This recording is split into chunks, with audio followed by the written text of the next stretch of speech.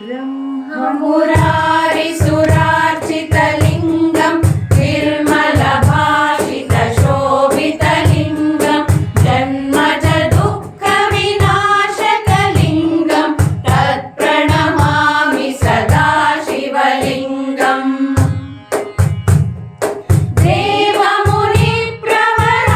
देवमुनिप्रवरार्चितलिङ्गं कामदहनकरुणाकरलिङ्गं रावणदर्पविनाशनलिङ्गं तत्प्रणमामि सदा शिवलिङ्गम्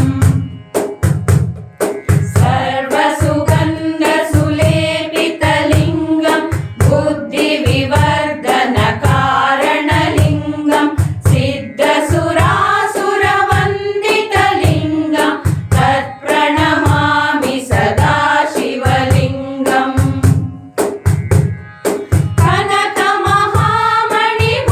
कनकमहामणिभूषितलिङ्गं फणिपतिवेष्टितशोभितलिङ्गं दक्षसुयज्ञविनाशनलिङ्गं तत्प्रणमामि सदा शिवलिङ्गम् कुङ्कुमचन्दनलेपितलिङ्गं पङ्कजहारसुशोभितलिङ्गं सञ्चितपापविनाशनलिङ्गं तत्प्रणमामि सदा शिवलिङ्गम्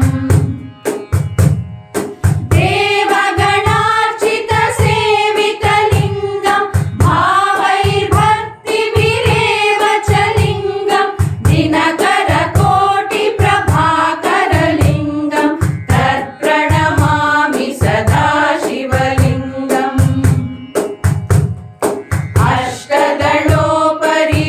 अष्टदलोपरिवेष्टितलिङ्गं सर्वसमुद्भवकारणलिङ्गम् अष्टदरिद्रविनाशनलिङ्गं तत्प्रणमामि सदा शिवलिङ्गम्